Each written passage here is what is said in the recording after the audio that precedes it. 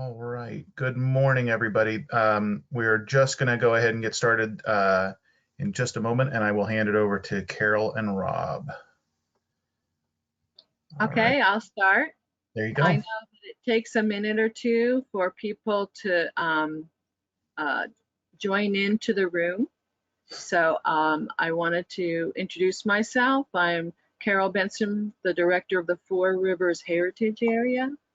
And it's my great pleasure to host this webinar today. And I do want to mention my gratitude to Aaron Markovich of the Anacostia Trails Heritage Area, who has provided the GoToWebinar resource for us.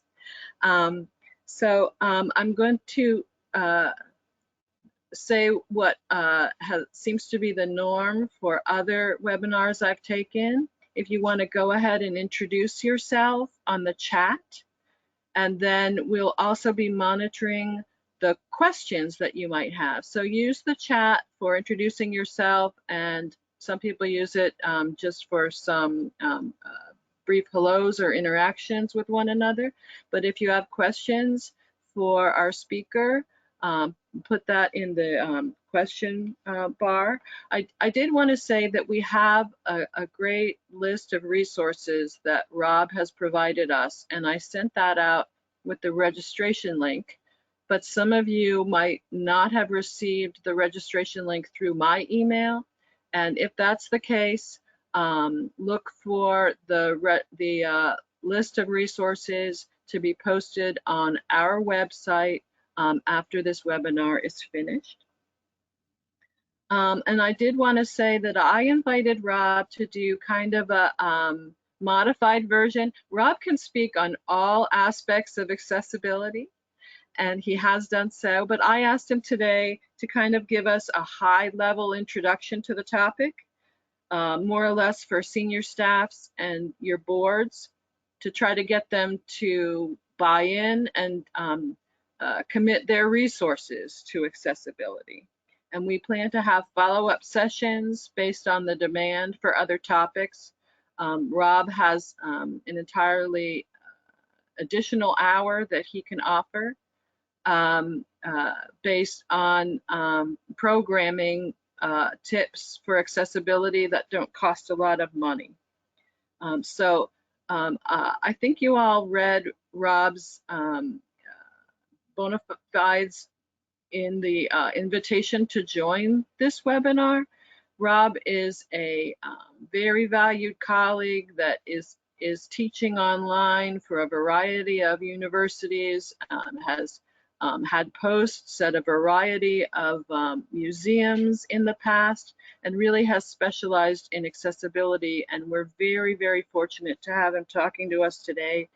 And he's just an incredibly valued colleague, and he's also happens to be the chair of the board of another heritage area, which is fantastic. Thanks for your investment of time to the Maryland's heritage areas. So take it away, Rob.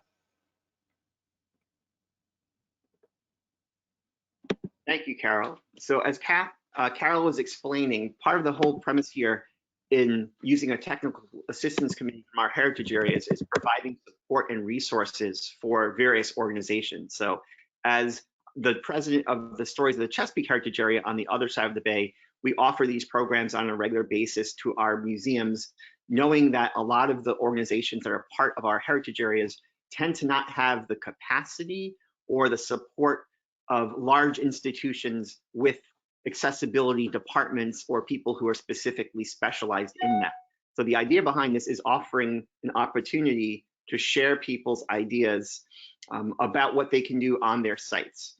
What we're going to be doing today is talking most specifically about ADA, why it's important, general consensus of how it's structured, disability prevalence, and also a variety of different types of issues, as opposed to strategies and information about specific techniques. We can do that later on, and at the end of the webinar, we will talk specifically about what your needs and interests are in regards to knowing more about a variety of disability issues, such as working with a variety of different communities, thinking about strategies for assistive listening devices or dealing with the physical plant, whatever that might be. But for today's purpose, we're talking more about how the board and senior staff can understand why accessibility is important and how to integrate it into the work that they do on a regular basis. We will ask, though, if people haven't done so already, please enter your name and organization in the chat. That way Carol can keep track of who's participating and she can get in contact with everyone if you need something. In addition to that, if you have a question. Rob, I don't know if the chat is functional. I'm checking on that. Thanks. Okay, thank you. Appreciate that, Aaron. What we're going to do also is take your questions. So once the chat is up and running, plug in any questions that you might have in the chat, and Carol and I will be monitoring that. But there is the opportunity for conversation and discussion after the presentation itself. I am a professor, as Carol mentioned, at Johns Hopkins, Goucher College, University of Delaware, and I much prefer a seminar structure rather than lecturing. So we're going to try to go through some of this general information and at each segment open it up for questions.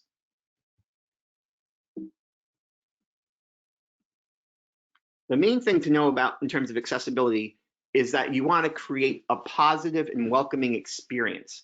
No matter what your organization or site, you want to find a way of making people feel included and comfortable. So essentially, everything that we're talking about today is really thinking about the visitor experience and what you can do to make people feel welcome at your site. Again, part of the idea of being welcoming is not being overwhelming or made to feel different. Working with people from different stakeholder areas, we understand that what they want more than anything else is not to feel outside the organization, not to feel different from the people who are coming in there. And sometimes we can be overly helpful and smother people. So keeping in mind what we can do to make them feel welcome as if they were any other visitor is key.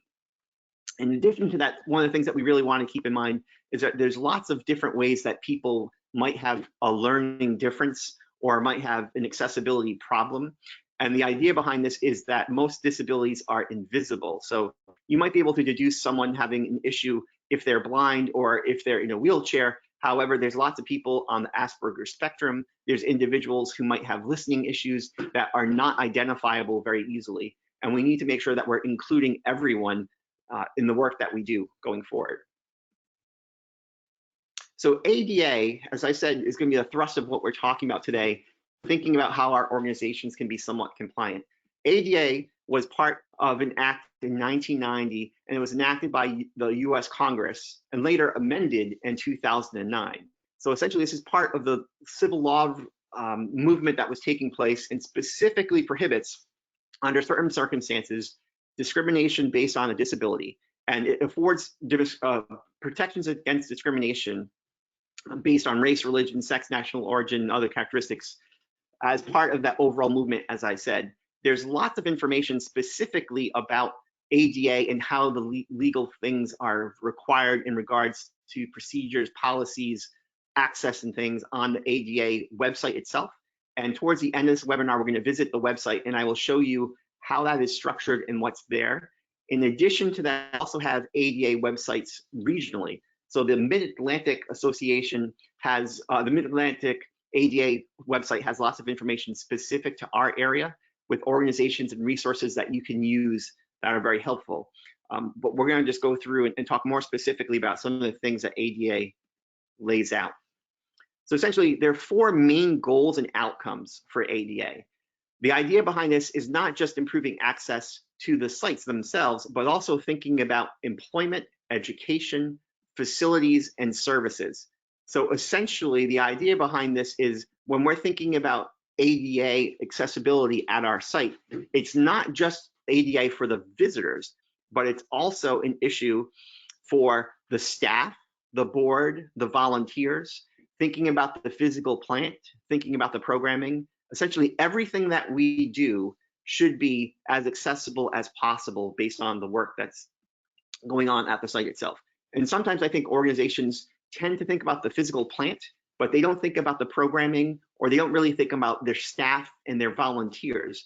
And given the fact that we have a large number of organizations that tend to have an older demographic in terms of our docents or volunteers, or even our board members and some staff, we need to incorporate everything that we do in that respect. So the federal definition of a disability is that a physical or mental impairment that substantially limits a major life activity. So not everything is considered a disability. A disability has to be specific and it needs to be permanent.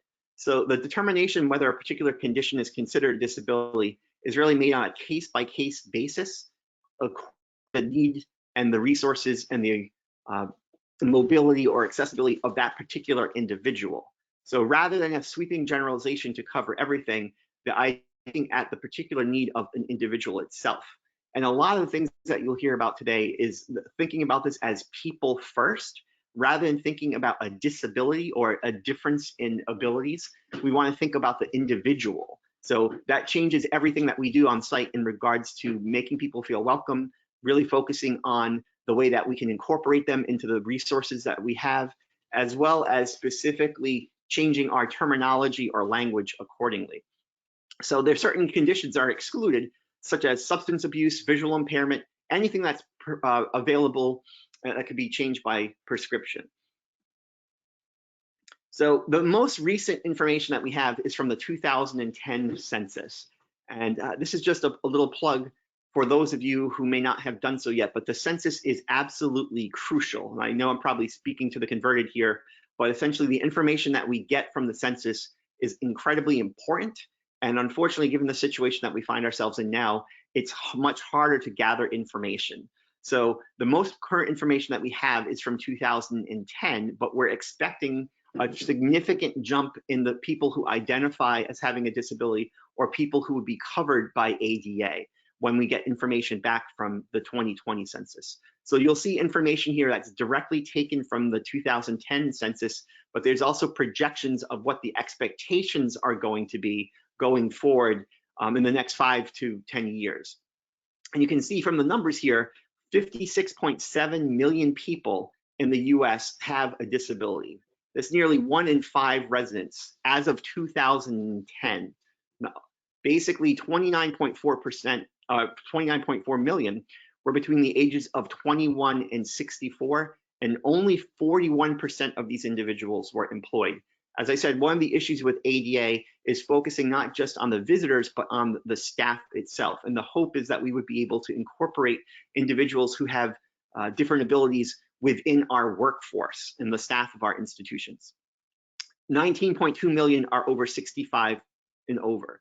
And the disability within that rate is 50%. So as you probably all know, with the demographics aging and our situation going more gray, we're expecting a significant increase with people who are going to be dealing with different needs. The number is probably closer to 60 million, as many people don't self-identify as having a disability or and people with mental differences are not included in the census information. So essentially, we're talking about a significant number of the population. And in addition to that, we need to think not just about the individual who's coming to our site who may identify or not self-identify as having a specific disability, but also the visitors that they're coming with.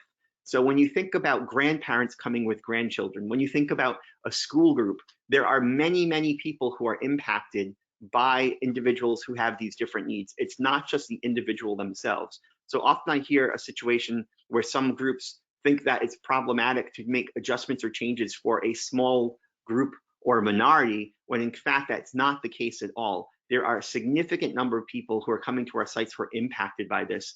So in addition to being the moral and ethical right thing to do, we're also legally required to do some of this work as well.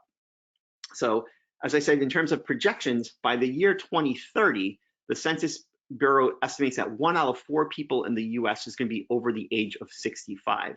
So the profile of these individuals is changing.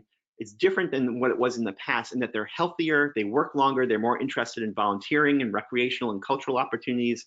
Just thinking about the Academy for Lifelong Learning, the Elder Hostel or Rhodes Scholar programs, the people in this demographic tend to be different than the people who were in this demographic 20 or 30 years ago.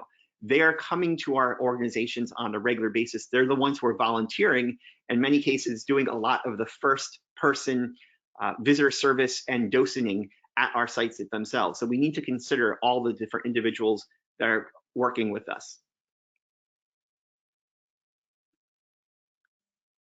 This gives you some information in terms of disability prevalence in regards to age, but also in terms of severity. So as we said, 56.7 million people living in the US have some kind of a disability. And this accounts for almost 19% of the people that are in the non-institutionalized population. So if you look at the numbers here, you can see the scale going from under age 15 to 80 and over, and how any disability aligns with that, as well as severe disability and needs assistance. But the idea behind this is that there are many, many people throughout the age range that need assistance. So about 12.6%, or almost 40 million people, have a severe disability. So these are individuals that have a significant need with some type of assistance, maybe an assistive listening aid, wheelchair. They'll have paraprofessionals working with them. It's more significant than a low vision issue or a minor hearing loss, or someone who may be on the spectrum but not have a significant autism issue. Now, the idea behind this is that people age 6 years and older need assistance with one more ADLs or IADLs, and this is increased in number and percentage that need assistance in 2005. So there's a number of different issues. And as I said, in terms of the probability of having a severe disability is only 1 in 20 for those age 15 to 24. However, it's 1 in 4, 25% for those that tend to be older. So what you really want to think about is the demographics of the people who are coming to your site. If you know who your target audiences are, you know the individuals that are coming, it can really help you identify what you want to do in terms of interventions going forward. And what I really advocate for is for organizations, as they start thinking about what they can do to increase accessibility at their site, is think about those target audiences and their objectives. So you can customize the different needs and adjustments that you make to your exhibits or programming according to who is coming to your site. If you know you have a significant number of people who tend to be older, as typically happens at small history museums, then you're going to need to make adjustments for that particular group. If you're close to a school for the deaf, as some organizations are, or you're close to blind industries, as you might be here on the Eastern Shore of Maryland, then you might focus on those particular communities because you can have a strong partnership and relationship with them. The idea is really thinking about who it is that you're going to serve and how to best go about doing so. About 1 million people, 8.1 million people have difficulty seeing, including 2 million who are blind or unable to see. So there's far more people who are impacted by glaucoma, by loss of vision, who can see but aren't entirely blind. And that's something that we need to consider when we're thinking about our exhibitions, our spaces, our collateral materials. There's a very large number of people who can have some type of sight but not 20/20 vision, or specifically being entirely blind. 7.6 million people have experienced difficulty hearing, and only 1.1 million of those have difficulty that's severe. So essentially, a large portion of the population might not identify as having a disability, though they would fall under the umbrella of ADA protection. Again, there's a big disconnect often with people who would be protected by ADA versus those who identify as having a particular disability. In terms of walking and the physical plant, this is something that a lot of organizations in the heritage area struggle with because they are an outdoor history site. They have a large campus. They might have grounds. And again, we need to think about the relationship of people walking or climbing stairs using a wheelchair, cane, crutches, walker. This also is applicable, as I said, for people who are coming with individuals like this, or even parents pushing strollers. I know in some of the sites I've worked in the past, we had very large walkways of gravel.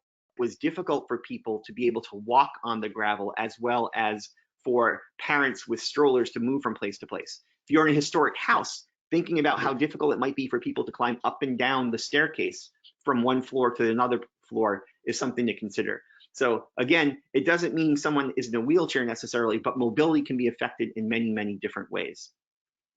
About 15.5 million adults have difficulty with one or more instrumental activities of daily living.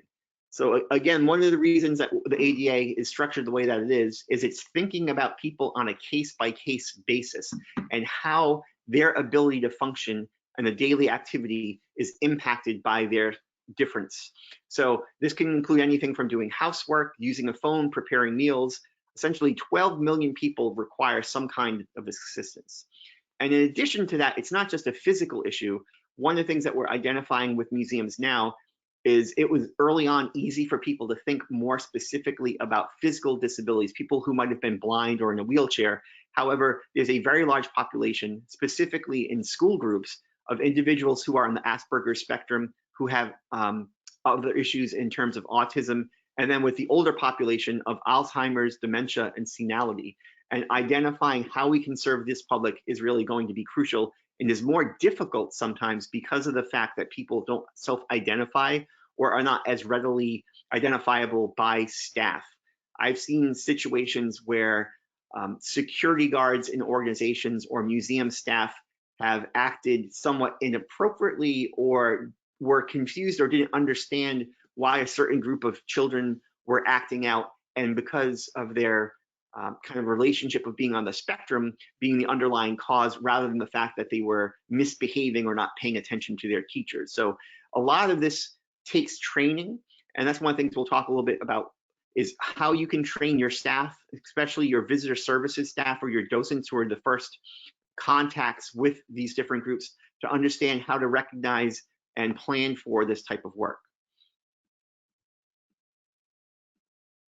So my past experiences is primarily working with developing and implementing programs, being an individual who includes docent and staff training, and also has professional development workshops, as well as collaborative planning in both fine arts and history focus.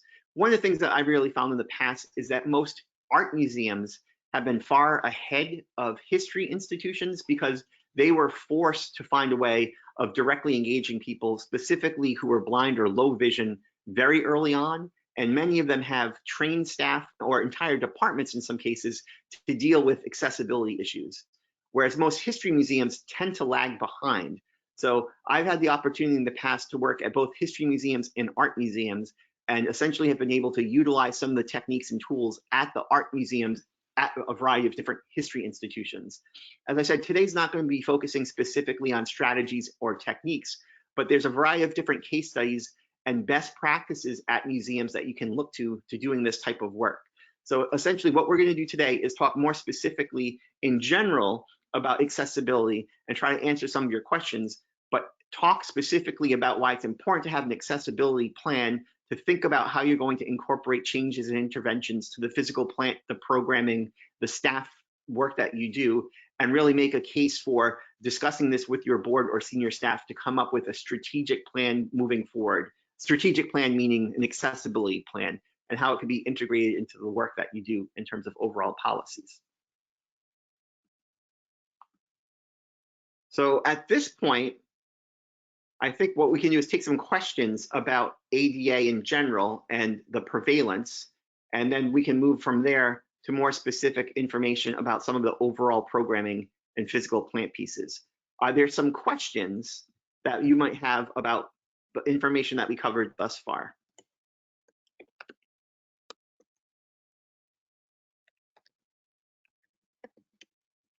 Rob, I'm not seeing questions here, but I can encourage people to raise their hand also.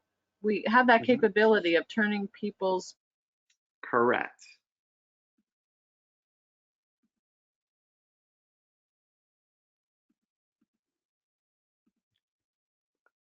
I don't see any hands raised.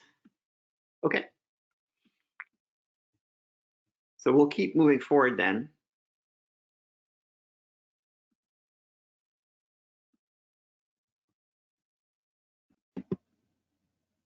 The physical plant.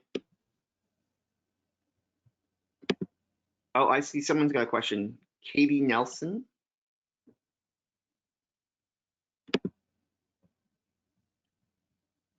Katie, would you like to ask your question or type it in the chart into the chat? I'm seeing one question. Rob, can you hear me? Yes. The question was, did the 2020 census ask anything about disability? Because the questioner doesn't remember seeing that. I believe that it does. It should have. specifically ask people in regards to the work that they're doing. Most of that happens, and this will be interesting, when people go into more detail. So they have individuals who are taking the census and adding information through the envelope that you had or online. But specifically, there's people who go out and actually canvass with particular questions about those types of things as well. So the 2020 census should update the information that we have. Okay, I think I see one more question. Looking forward to designing tips for an accessibility plan. Okay, perfect. Yes. Okay. So we're going to talk about an accessibility plan and specifically what should be included in it. And I can give you some suggestions for moving forward on that as well, Pamela. Great. Okay, so as I said, today is an overall look, the 30,000-foot view of accessibility. We're not going to get into overall details, but I want to talk about some of the main points in regards to the work that you can do at your site. And then we'll talk again about some resources. And I want to spend time with our resources and what's available for you. The physical plant is one of the things that I think people tend to think about when they think about accessibility, again, because of the way that they think of mobility, people in wheelchairs, people who are blind, making sure that bathrooms are accessible, thinking about ramps, those types of things, and often intimidates organizations, specifically history organizations, because of the fact that they think that they're restricted or there are things that they can't do because of their architecture, or the cost of changing the physical plant is overwhelming. So sometimes I think organizations become paralyzed, and rather than taking steps or over a sequential period of time, changing things in phases, they just get completely hung up. And the physical plant is something that is somewhat intimidating. That being said, there's a tremendous amount of information available to people on the physical plant and on exhibitions. And we'll talk more specifically about this. I've got a number of different resources that I will pull up and show people in regards to this. But if you go to the ADA website, and if you go to other websites like the National Park Service, the Smithsonian, there are a number of different resources out there that are entirely free. And what's helpful about them is they give you all the specific information that you need in regards to thinking about spacing, thinking about how wide doors have to be, thinking about how what the correct angle for a ramp might be. So you don't need to come up with this information on your own. It's out there and it's accessible for people in many different ways. The ADA website is a great way to go, the Mid-Atlantic ADA website as well, but some of the things that we talked about. Now, I pulled up resources. This is the PDF that Carol talked about that people should have available. Rob?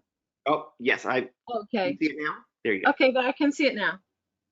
So this piece here has a number of links to the different resources that I was talking about. So ADA Standards for Accessible Design talks particularly about the physical plant.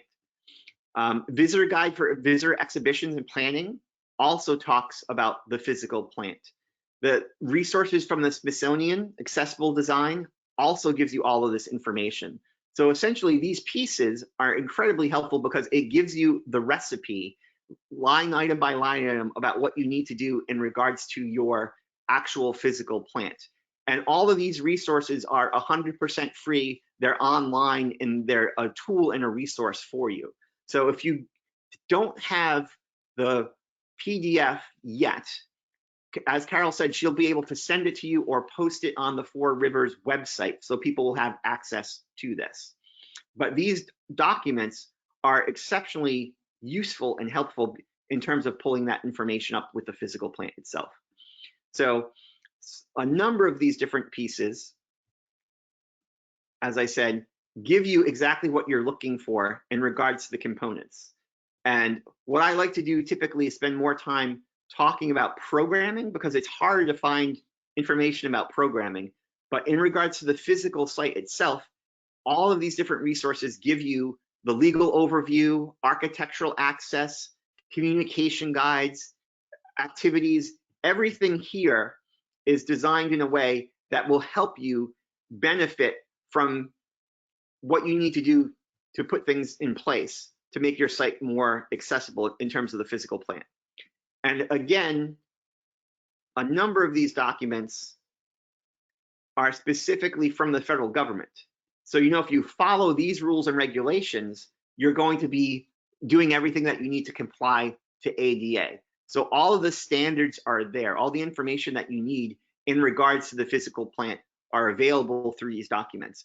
And the PDF that I gave you will have all of this material, but it's very detailed about specifically what you need to do in all aspects of your facility and physical plant, from the bathrooms to office spaces to areas like restaurants or cafeterias. If you're a larger site, all of this information is available to people in this way. So in terms of the physical plant, there's a tremendous out there of information out there to really help organizations. And one of the things I wanted to touch base with people about first was just get a sense of if anyone has experience working with accessibility consultants in the past, or if you actually have an existing accessibility plan at your site. I know we've got a wide variety of different organizations that are connecting to us right now, and we're trying to get a sense of whether or not people have experience having attempted to do this before or not. And as you fill out in the chat box whether or not you actually have experience doing this, I'm going to talk a little bit about this quote here from Isaac Perlman in regards to the physical plan as well. And you can see from this quote, what he's talking about is making the organization welcome everyone, and also making people feel as if they're completely fine, that they're part of the general population, that they're not different in any way. So the quote here says, "The major issue is accessibility with dignity. It's not enough to get into a building just any old way. I like to get into a building at the front with everyone else where the rest of society gets in." So again, the idea behind this is an immersive experience. What you're trying to do is not just meet things in regards to the letter of the law, but make people feel welcome and included. So there's organizations that do things that I think are technically allowing for accessibility, but they're not done in a way that allows for that sense of dignity. So when you're thinking about the physical plant, I think you also want to incorporate these ideas of how people really think through the ways of including people and how they welcome them into the site itself. Carol, are you seeing anything in the chat?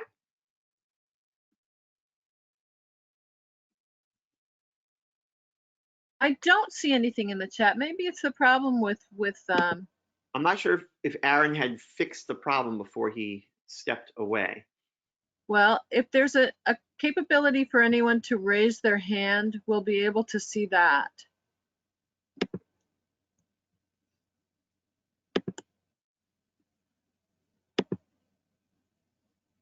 Or we could have them fill out in the question area too. Yeah, go to the question area in case the chat is the thing that we really can't incorporate. I typically use Zoom, but I know a number of organizations with government ties are frowning upon this. So we're using GoToWebinar as our first platform at the moment.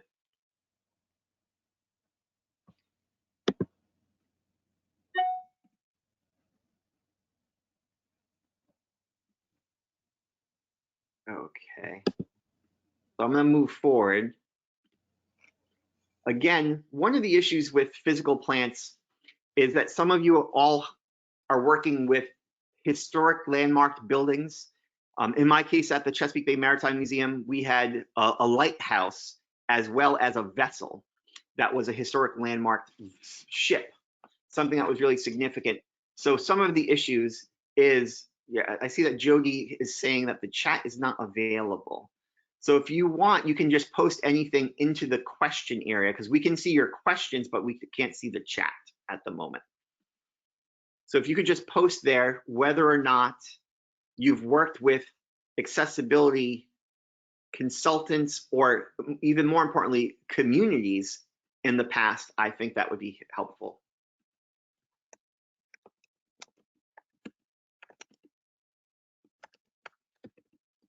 So in terms of accessibility and ADA, if you have a specific organization that has a landmark building, obviously you're not going to change the physical structure of that particular site. You have to come up with things that makes it accessible in different ways through the use of technology, through docents, or in other types of things. So in regards to the lighthouse here, one of the things that I was dealing with and addressing was the fact that people couldn't physically get up to the main section of the lighthouse. So there are a couple of different things that we did that made things accessible. It's a little bit difficult to see, but underneath in the area below the lighthouse here, we incorporated signage, interpretive signs that gave people information about what was inside the sections of the lighthouse that they could not get into. In addition to that, we use technology. So through our website and through other things like tablets, we're able to use information to give people a sense of what was there. With this ship, this is called a bug-eye, and this is the last log-built bug-eye in the world. So it was a landmark ship. What we wanted to do was get people on the boat, but obviously it's a challenge getting people from the dock to the vessel itself. So we incorporated a special galvanized steel ramp that people could get on and off the boat, even if they were on a wheelchair, to get on top of the deck itself. So essentially, part of the thing that you need to do in regards to the physical plant, I think, is being creative and thinking outside of the box. So you're not being told that you need to create an elevator per se, or come up with something that is very sophisticated, but there's ways of incorporating different ideas that makes it possible for people to engage in these different ways.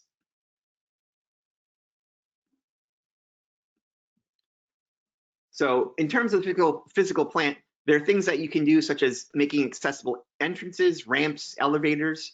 New additions are a possibility. Again, this is something that costs a tremendous amount of money, and hopefully you could get funding through a grant or a foundation for. The Lower East Side Tenement Museum, for example, in New York City, is a tenement building with very short, or I should say very steep, narrow stairs. And for a long time, they couldn't physically get people in the space. So while I was at the Museum of the City of New York, we would actually broadcast from our auditorium and use technology so they could ask questions for people in the site, showing a tour of the space itself. So they would be able to come into my auditorium and access the auditorium at one museum, but interface with the docent at the other museum. Eventually, they created an elevator outside of the space where people can get in and out. But there's different things that you can do in addition to creating new additions or making modifications. Modifying door openings, retrofitting actual doors or bathrooms. These are things that you can do if you're in a building that is newer and is not a historic landmark, but obviously you're restricted to the actual adjustments that you can do with the physical plant if you have a building where the physical structure and the fabric of the building is landmarked. Programming, I think, is really the best thing to do, because essentially you can identify alternative methods and provide access, such as virtual tours, audiovisual opportunities, hands-on experiences, alternative locations, tactile models. There's lots of ways of engaging physical plants through the use of programming that allows you to be a lot more creative. So exhibitions and signage are the next thing that I think people tend to think about. And exhibitions and signage, just like the physical plant, are going to be best if you actually create them to be accessible from the beginning. It costs a lot more money to go back and modify, retrofit, or change what is already created. So if you're working on exhibits, what you want to do is design them to be accessible in the first place. And just like the physical plant, there's a tremendous amount of information out there and available for people to show you how to make your exhibits accessible in terms of signage, in terms of using icons, in terms of the use of technology, in regards to fonts, both in terms of size and contrast. All of this material is available and out there. So again, I refer to the document, the handout that I mentioned before, because that handout is going to give you a lot more information specifically in regards to what's available there. And I recommend looking around and exploring some of those pieces, because just like the physical plant where it tells you exactly how wide the doors have to be, it gives you the best case scenario in terms of how high you should hang your exhibit labels, what size the font should be for the intro label, and the difference between the size of the title versus the body of the text. It talks about the fact that you should use sans serif fonts to make it more accessible for people to read, and try to avoid italics, all of those types of things. In terms of signage, what's happening with a lot of organizations is they're identifying symbols, and they're trying to have universal symbols at cultural institutions, so people in the community, as well as visitors that are coming, can identify exactly where different things are that they need, such as parking, assistive listening devices, other things like that. So it'll be readily accessible and consistent from site to site, rather than having each organization have its own set of information and labels. So as I mentioned, there is a tremendous amount of information out there, and we'll take a look at some of the websites.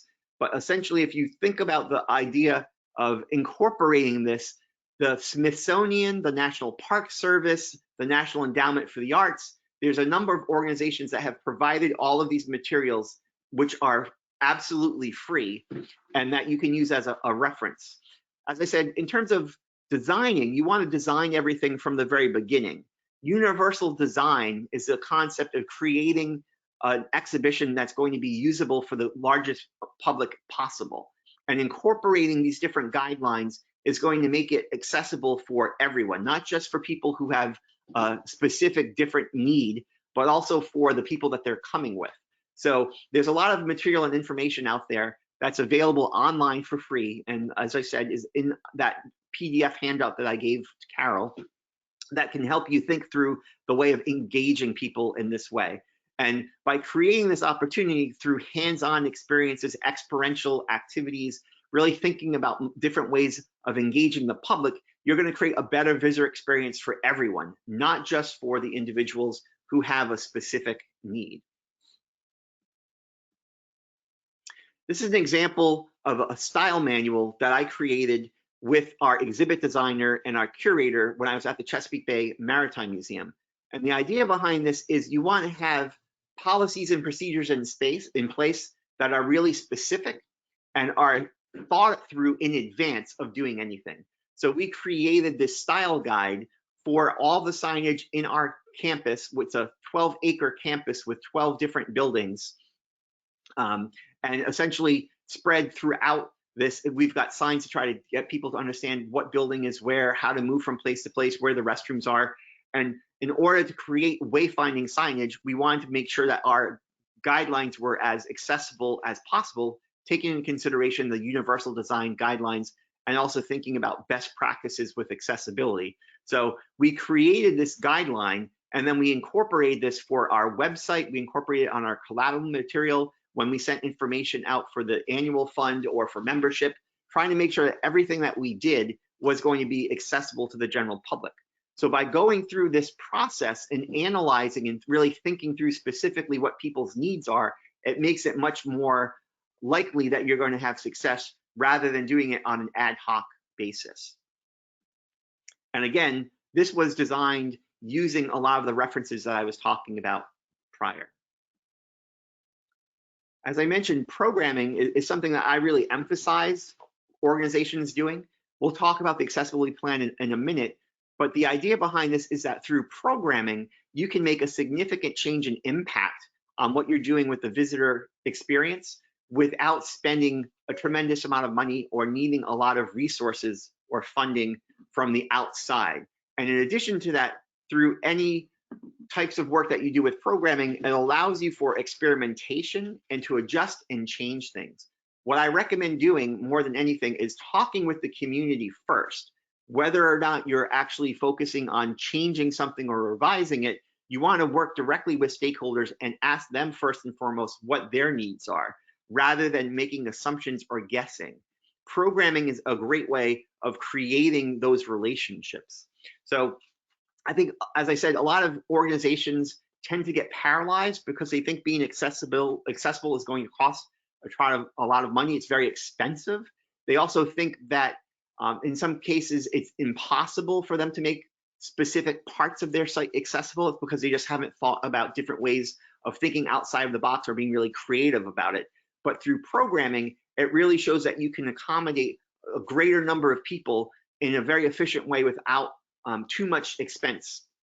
There's things that you can do, again, utilizing a different type of hands-on activity that's going to make the programming accessible to all. So what I would advocate for is thinking through specifically who it is that you're trying to serve, what the audience is that you're trying to work with, and then have conversations with them specifically about what their needs and interests are. And then you can customize your site accordingly. So essentially, if you're thinking about program development, really assessing the group, your target audience, knowing who it is that you're trying to serve, and being really specific. It's impossible to be all things for all people. So think about the group that are typically coming to you, or if it's a new audience, what the characteristics and quality of that specific group is. And you can design programs based around that. Really coaching the staff, training is key. And you want a cultural shift in your organization, in your institution. So it's not just the individuals who are specifically engaging on the front line, but really everyone in your staff understands what your values are and why you're doing this and why it's important. So training and coaching is key. I always start with our docents and volunteers, but this is something that we would talk about at board meetings. This is something that we would address at all staff meetings. You really want everyone in your organization to buy into why this is important.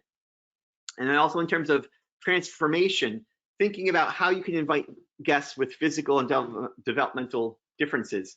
Specifically working with an advisory group is the best way of going about doing this. I think a lot of organizations think about what they would do differently, but they don't directly engage stakeholders. And this goes across the board for all marginalized communities and all special needs groups. Really thinking about who it is that you can serve, but asking them and incorporating them in the development process rather than just the implementation and review piece is really crucial.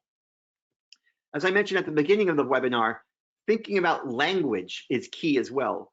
One of the things that you really should focus on is using language that puts people first, not identifying people by their disabilities, but using language that acknowledges the individual themselves. So thinking about individuals with low vision versus someone who is blind. Thinking about the way that you brand your organization, the terminology that you use on your website, when you incorporate it in your school guides, whatever it might be, you want to be very deliberate and specific about that. And a lot of the organizations that are out there have guides and tips about exactly what to do and how to engage different types of people in this way.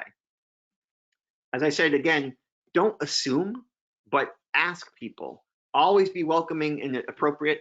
I think one of the things that's really difficult with some of the docents and volunteers who are doing interpretive work is they're not quite sure what's appropriate or not. So what you need to do is train them from the get-go and make sure they feel as comfortable as possible. So in terms of an accessibility plan, there's lots of different ways of doing an accessibility plan. And essentially, I think the main thing that you want to do as an organization is identify the fact that this is a need and that this is something that's important. Just like you have a collections policy, maybe a disaster plan, a donor procedure, having an accessibility plan can be very straightforward. It could be simple, it could be complicated. Depending on your specific organization, you want to customize it to your particular needs and what you're looking for. So there's some general things that you want to include, and you can make it more expansive or less so according to that. So what I highly recommend first of all is doing a commitment statement, a statement of commitment or values. And the commitment statement is going to show why it is that you think accessibility is important and how you value the work that's going forward. A number of organizations, in addition to mission and vision statements now, are including value statements. You may be an organization that has done this, maybe you have not, but this is something that you would do with your staff, with your board, identify what the values are of your organization, and hopefully accessibility, diversity, inclusion are part of that. From there, as I said, community engagement is crucial. When you're working on an accessibility plan, you should not do so without talking directly with the community first, particularly trying to identify people in leadership roles or who are seen as individuals who are advocating for that particular community is key. And then from there, there's different components that you can include in your accessibility plan. The physical plant, exhibitions and programming are the most fundamental, just like we went through here, as well as the visitor experience. So thinking about signage, the various services that are there, what that might be. These are really the crucial parts that every organization should have as part of the physical plant, the programming, and the offerings to the public.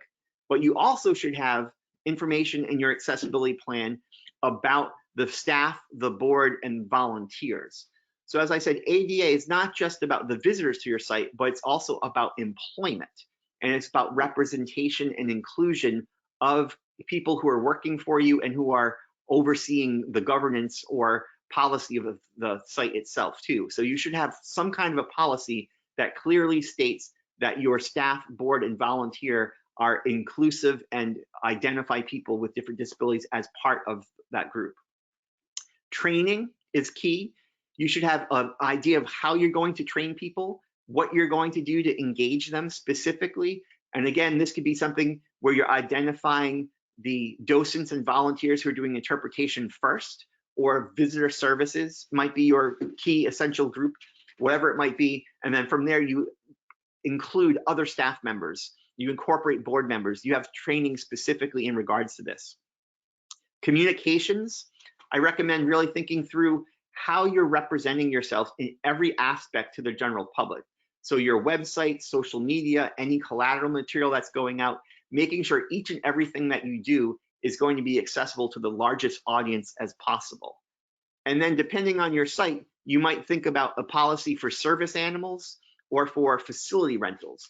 You may or may not rent out your site specifically for different groups for weddings or whatever it might be as part of earned income revenue generation. But if you are doing that, you need to have an understanding of what you're going to do in terms of accessibility in that respect. And then also service animals. As I said, I was at a number of outdoor history museums, so we would have service animals and we would have to explain to other individuals why certain animals were allowed on site while their animals might not be allowed on site. So if you have a plan and you have a policy in place, it makes it much easier for your staff to explain these things to the general public and clearly lay things out. As I said, there's accessibility plans that you can look at. There's not a lot out there because they're not typically made public, but there's a way of thinking through a variety of different ways of being very specific about it. I was just going to give you a quick look at a statement of commitment. This is from the Manitoba Museum, and you can see from their statement of commitment here that they're really focusing on access and equity as well as participation. They're focusing on inclusion and treating people with dignity and independence. Again, a lot of the terminology and verbiage that you see here is what you're typically looking at in terms of best practices from a variety of different accessibility advocates. Thinking about the dignity and independence and really inclusion is key. But then they talk a bit about how they're going to go about doing this by removing barriers and focusing on the requirements. This is in Canada, so instead of the ADA, they have the AMA. But this is the first thing that you really want to focus on in that respect. So what I'd like to do now is see if anyone has any further questions. And then from there, we're going to talk about some specific websites and references that might be helpful for you.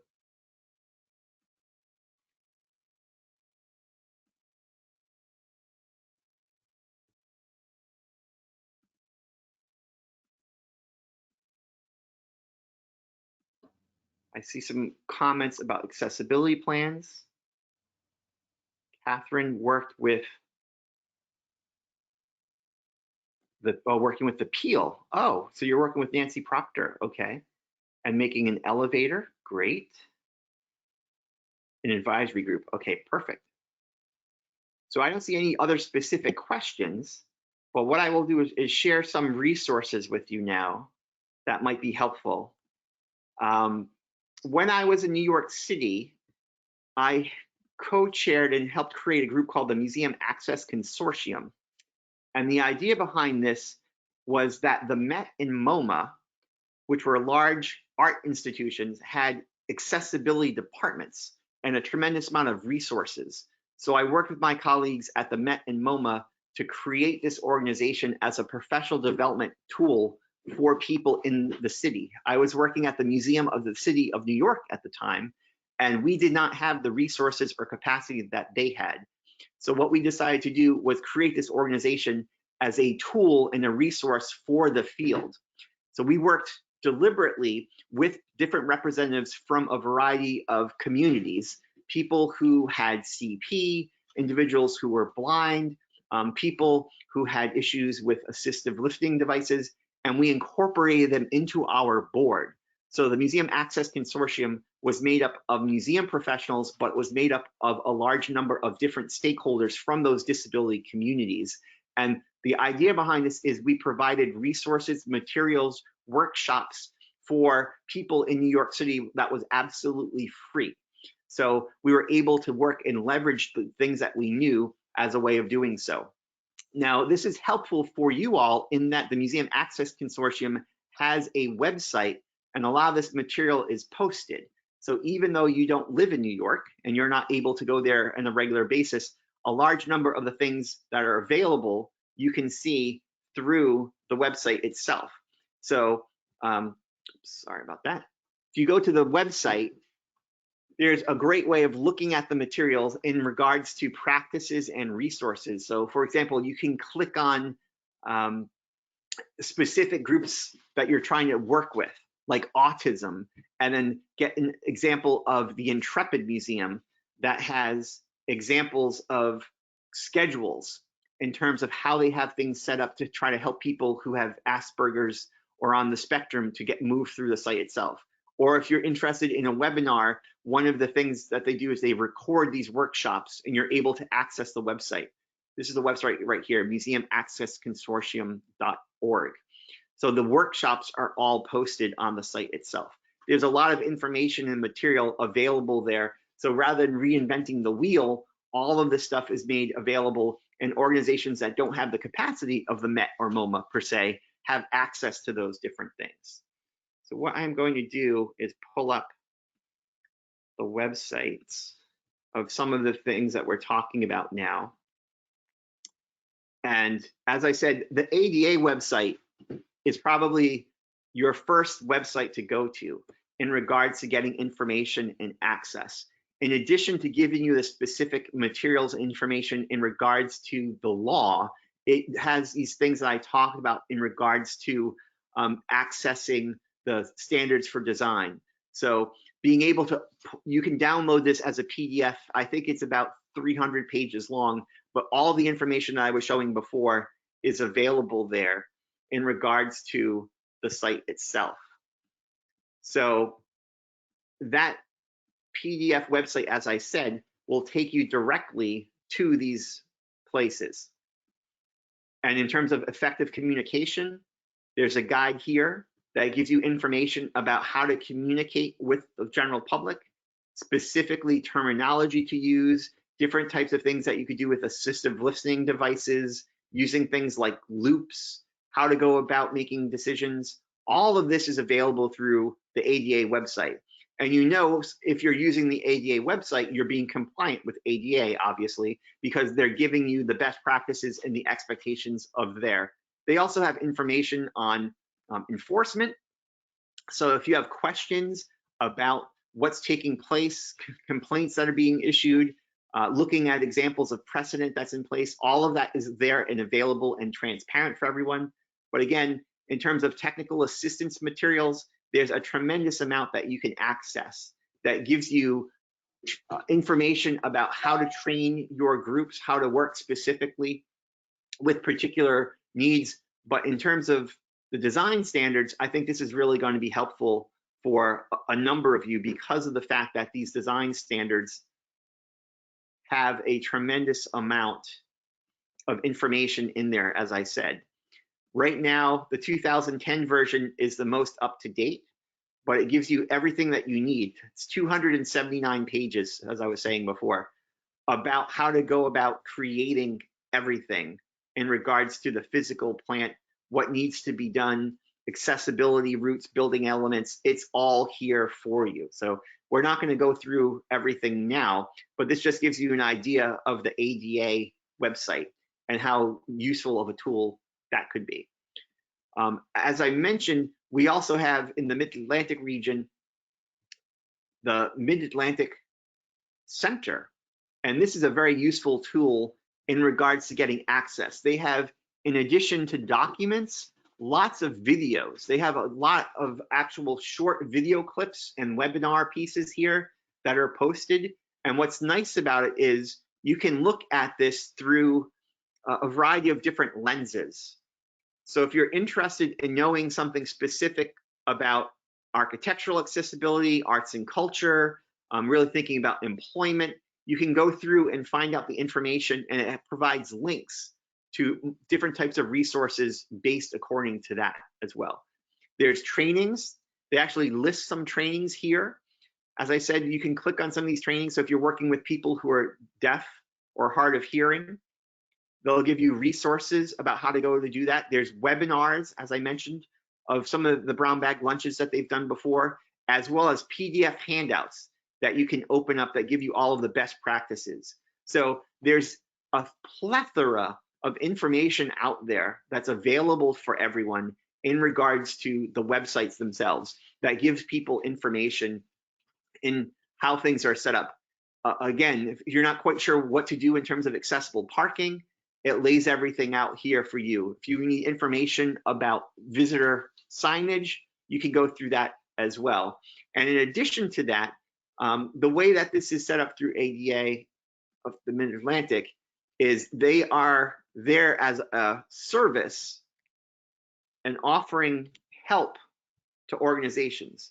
So they have a number of different individuals that can talk to you if you have a specific question, and they're usually there to help you find and can connect you to the things that you're looking for.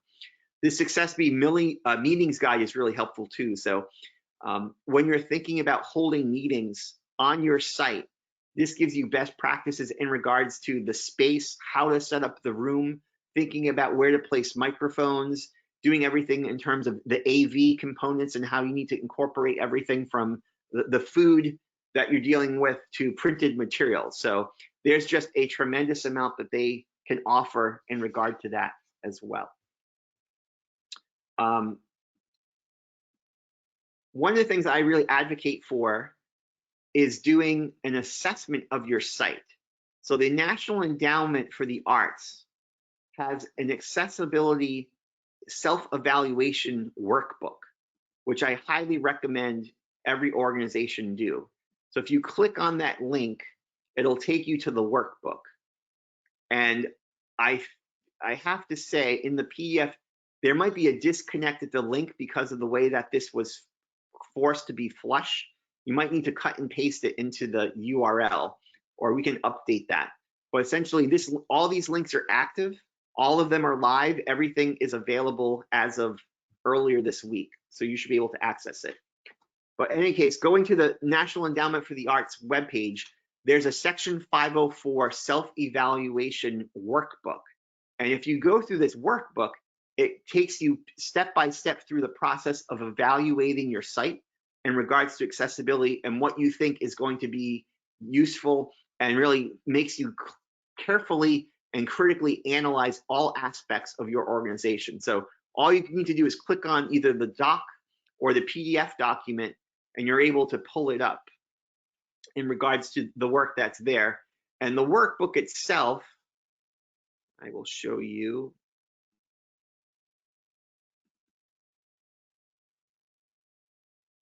Takes you through the whole process, as I said, where you fill out information in regards to your site. So it has you think about your policies and procedures, about discriminatory processes, thinking about accessibility design, taking you through employment, really focusing on the facilities, program accessibility, the physical plant itself.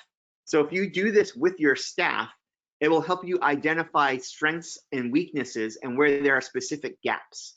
And this is a really helpful tool to use when you start thinking about developing an accessibility plan, because it also breaks things out into different categories, and it will help you identify what you need to do in terms of structuring your overall plan and thinking about what you're doing well and what you need help with. The other thing is, at the very end, it has a number of different resource lists as well, with URL links that will take you to some things that will assist you in this. So it gives you resources like individuals to contact, as well as some of the other pieces and state agencies that give you information about best practices in regards to everything from employment to thinking about policies and procedures and how to put them in place. So before you start working on your accessibility plan as an organization, I would highly recommend doing this self-evaluation workbook and walking around your site and being very critical about what it is that you're doing and what might be problematic. And again, working directly with the community. So ideally, what you would want to do is talk with people from the community that might have specific special needs and ask them what it is that you're doing that works well and what they would like to see themselves. So if you have this foundational information, it's going to make you be much more strategic and intentional about how you move forward with making your site more accessible. Rather than guessing or trying to do everything all at once, you can target specific needs and then prioritize what needs to be addressed right away. So again, all of these different sites are on that PDF piece that Carol has. In addition to what I was saying before, there are just tremendous amounts of information out there that's entirely free and made accessible to people. And some of these large institutions like the American Alliance of Museums, the National Park Service, the Smithsonian, have made these pieces accessible to the general public. So some of the things that I have on that website are entire books that are available. So this Design for Accessibility is the book that I pulled up a couple times in the past. And what's nice about this is the entire book is made free for nonprofits. So you can go to this book and view the entire book. Everything is there, and it's available for you to upload it directly to your computer as well. So in addition to this piece, there's another book I recommend, Everyone is Welcome. And this is a book specifically about the Americans with Disabilities in Museums. And you can download it by chapter, or you can download the entire book as well. So there's a tremendous amount out there that doesn't cost money for organizations to take the first step. As I said, I think a lot of organizations feel that being accessible and trying to do everything that they need to do is overwhelming, but there are lots of resources and materials that are out there that are free or not very expensive that will be helpful for you.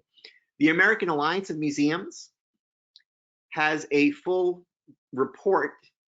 In 1998, they created a document called Everyone is Welcome, which is still somewhat relevant. It's a bit dated, but this is available online. And then recently, as many of you probably know, there's been a real focus on diversity, equity, access, and inclusion from the field. And as a field, museums and cultural institutions are looking at what they can do to include people who have been marginalized or disenfranchised in the past, who haven't really had access or equitable opportunities. And AAM is doing a tremendous amount of work in this at the moment. So there's more and more information coming out every day. And really, even despite that we're dealing with sheltering in place in the coronavirus, they just announced earlier this week that they're working with groups like Museum Hue to talk about accessibility and inclusion. So this work is still taking place, and this is all available on their website in terms of diversity and equity and laying out a strategy here. So if you need information for your board or your senior staff to understand why this is important and how this is being dealt with in the field, there's lots of materials out there that you can pull from. And then again, in terms of strategies, the National Park Service, because it's a federal document, has this new strategic plan that they just posted from 2015 to 2020 about accessibility in national parks. And this will be particularly useful for historic sites that have grounds that are dealing with accessibility issues in regards to moving around the physical space. So this particular document deals with museums and visitor centers, but it also deals with landscapes. So for those of you that are looking for information about landscapes, this is a really helpful document because it talks specifically about what you can do on your site in terms of the landscape itself and lays out things specifically about what's there. So as I mentioned before, the Harper's Ferry Interpretive Center has all the materials and information about exhibit design, planning, fabrication specifications. So there's everything you could possibly want for electronic programs, tactile exhibit elements, using prototypes. All of this is available to you. And I think it's really useful in terms of thinking through what it is that you want to do. And again, adopting universal design, so when you're designing your new exhibitions or programs, that they're accessible from the beginning, is the easiest way about going about doing it, and is the most financially sustainable and efficient way too. But there's a tremendous amount out there that's designed specifically to help organizations, I think, that is really going to be useful for all of you as you think about how you can make your sites more accessible. So what I would recommend doing is spending some time, first and foremost, talking with your organization, with your staff, with your board about the values that you have, why it is that you're trying to be inclusive, what you're hoping to accomplish, and then working directly with the stakeholders, discussing with them what their needs and expectations are, what you could do to improve their experience, and then from there, developing your accessibility plan. And this is something that is a living organic document that will change over time. And the idea is that you're laying groundwork so you can assess what you're doing successfully and where there are problems or not problems. So what I'd like to do now is just open up for questions. And again, thank everyone for participating today. The whole idea behind this premise, as we said, was to try to give you an overview of ADA and accessibility at sites and give you a kind of a case statement for why it's important to do this on your site. One of the things that Carol wanted to hear from you all is what workshops or needs that you could have in the future that could help assist you. And as we also mentioned, that PDF that was sent out, if you don't have that yet, she can resend it to you. But what I'd love to do now is talk with people based on what their needs might be. I'm going to take a look at the questions.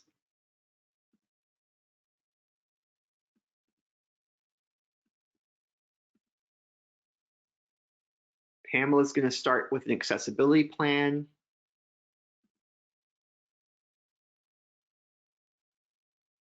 Oh, that's good. So Kristen had a question about what is the best way of getting community feedback without asking people to speak for everyone with that disability.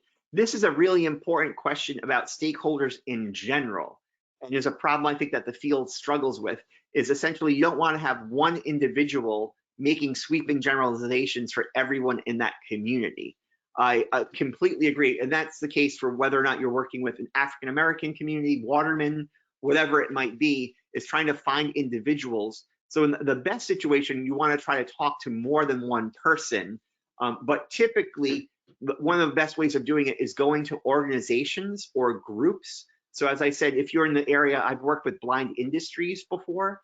So there's organizations like Blind Industries or specific groups that are advocates for those particular communities, and they're identified as leaders in the field, or typically are made up of multiple individuals rather than just a single person. And talking with those groups is a great way of having a holistic approach. And they might also be able to contact people within your specific community that they know about that could assist you as well. But that's something to be really careful about, is that you don't want to have the sense that one individual can represent an entire community in any way whatsoever, that there's going to be diversity within each community, and they may not want to be able to, or they're not able to represent the entire community with a single voice.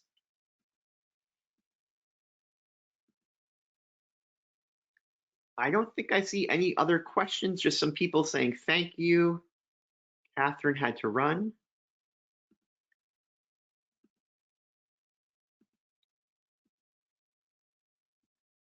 Well, as we said, this is just the first step, but hopefully we laid out a description for how you can talk with your board, how as a senior staff, you can have meaningful conversations and discussions about moving forward with accessibility. You have a better game plan about how to generate an accessibility plan. And you also have a plethora of resources to pull from, because as I said, there's a lot out there. You don't have to invent the wheel, reinvent the wheel, or think that you're doing this in isolation or by yourself. But there's lots of different ways of including what people have done and working off their strengths. So we really appreciate your participating with us. If there's any other questions, feel free to get in contact with me or with Carol. And thank you for participating. Carol, is there anything else you want to add?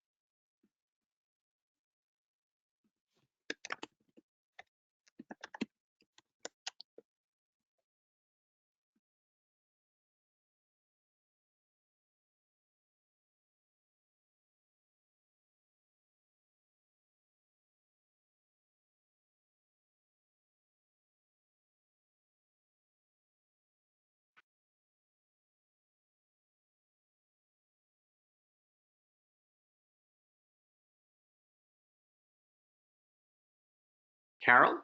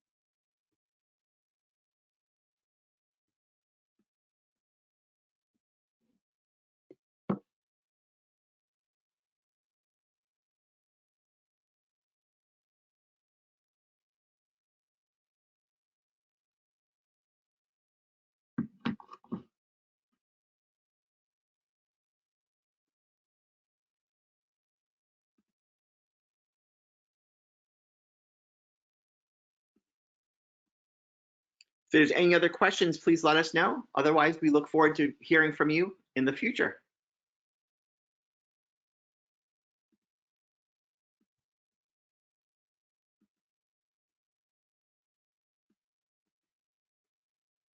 Oh, questions. Okay.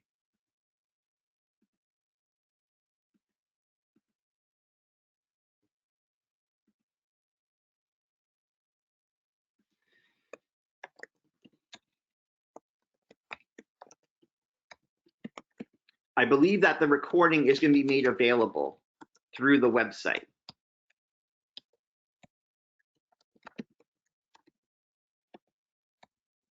Carol can answer that.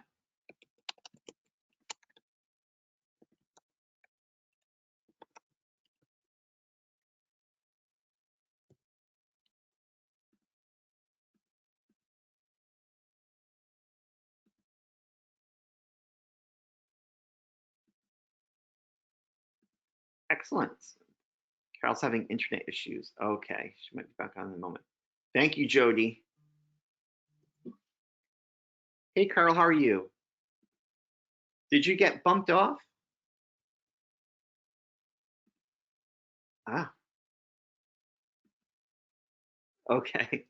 It looks like everyone is just clicking off right now. Jody said that you're having problems, so I see that.